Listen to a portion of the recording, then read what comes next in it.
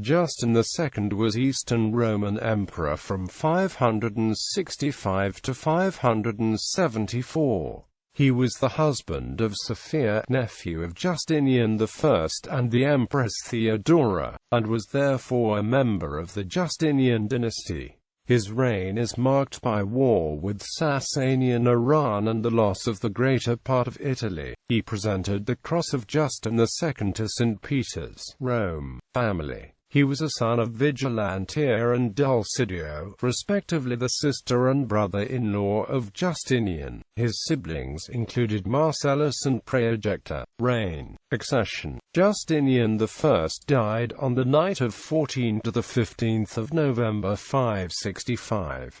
Callinicus, the Praepositus Sacri Cubiculi, seems to have been the only witness to his dying moments, and later claimed that Justinian had designated Justin, Vigilantia's son, as his heir in a deathbed decision. The clarification was needed because there was another nephew and candidate for the throne, Justin, son of Germanus.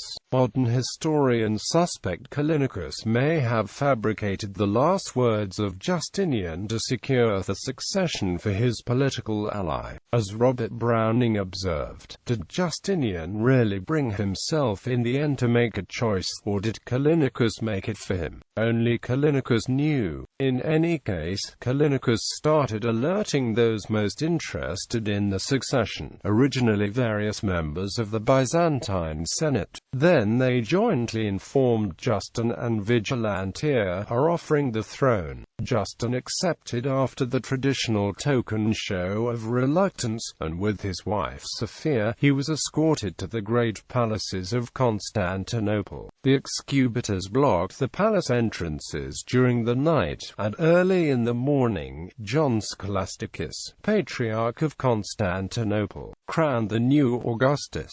Only then was the death of Justinian and the succession of Justin publicly announced in the Hippodrome of Constantinople. Both the Patriarch and Tiberius, commander of the executors, had been recently appointed, with Justin having played a part in the respective appointments. In his role as Justinian's curopalates, the willingness to elevate the patron and ally to the throne was hardly surprising. In the first few days of his reign, Justin paid his uncle's debts, administered justice in person, and proclaimed universal religious toleration. Contrary to his uncle, Justin relied completely on the support of the aristocratic party. Foreign policy proud of character, and faced with an empty treasury, he discontinued Justinian's practice of buying off potential enemies. Immediately after his accession, Justin halted the payment of subsidies to the Avars,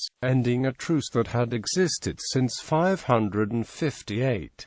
After the Avars and the neighboring tribe of the Lombards had combined to destroy the Gepids, from whom Justin had obtained the Danube fortress of Sirmium, Avar pressure caused the Lombards to migrate west, and in 568 they invaded Italy under the King Alboin. They quickly overran the Po Valley, and within a few years they had made themselves masters of nearly the entire country. The Avars themselves crossed the Danube in 573 or 574, when the empire's attention was distracted by troubles on the Persian frontier. They were only placated by the payment of a subsidy of 60,000 silver pieces by Justin's successor Tiberius. The north and east frontiers were the main focus of Justin's attention. In 572, his refusal to pay tribute to the Persians in combination with overtures to the Turks led to a war with the Sassanid Empire. After two disastrous campaigns, in which the Persians overran Syria and captured the strategically important fortress of Dara, Justin reportedly lost his mind.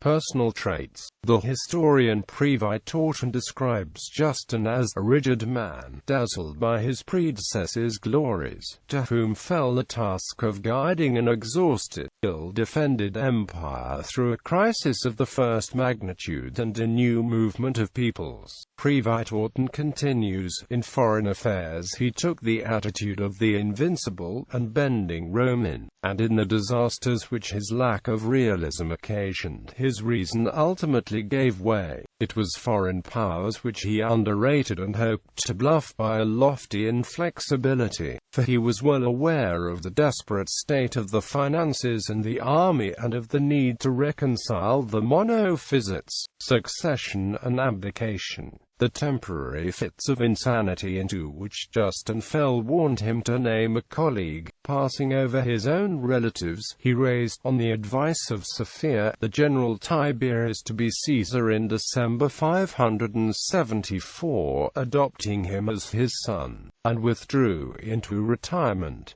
In 574, Sophia paid 45,000 solidi to Chosroes in return for a year's truce. According to John of Ephesus, as Justin II slipped into the unbridled madness of his final days, he was pulled through the palace on a wheeled throne, fighting attendants as he passed. He reportedly ordered organ music to be played constantly throughout the palace in an attempt to suit his frenzied mind, and it was rumored that his taste for attendants extended as far as devouring a number of them during his reign. The tardy knowledge of his own impotence determined him to lay down the weight of the diadem. He showed some symptoms of a discerning and even magnanimous spirit when he addressed his assembly. "You behold the ensigns of supreme power. You are about to receive them, not from my hand, but from the hand of God. Honor them, and from them you will derive honor.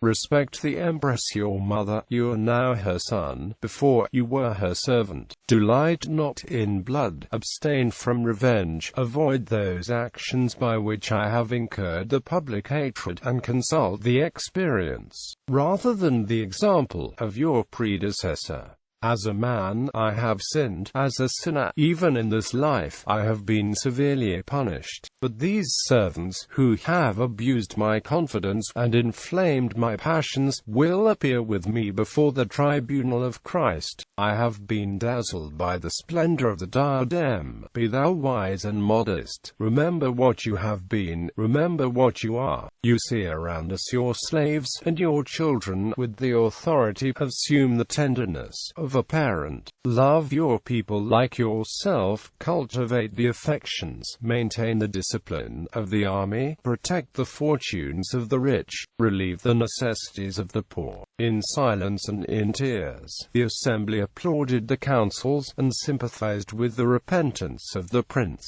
Tiberius received the diadem on his knees, and Justin, who in his abdication appeared most worthy to reign, addressed the new monarch in the following words: "If you consent, I live; if you command, I die. May the God of heaven and earth infuse into your heart whatever I have neglected or forgotten." The 4 last years of the Emperor Justin were passed in tranquil obscurity. His conscience was no longer tormented by the remembrance of those duties which he was incapable of discharging, and his choice was justified by the filial reverence and gratitude of Tiberius. Sophia and Tiberius ruled together as joint regents for 4 years, while Justin sank into growing insanity. When Justin died in 578, Tiberius succeeded him as Tiberius II Constantine.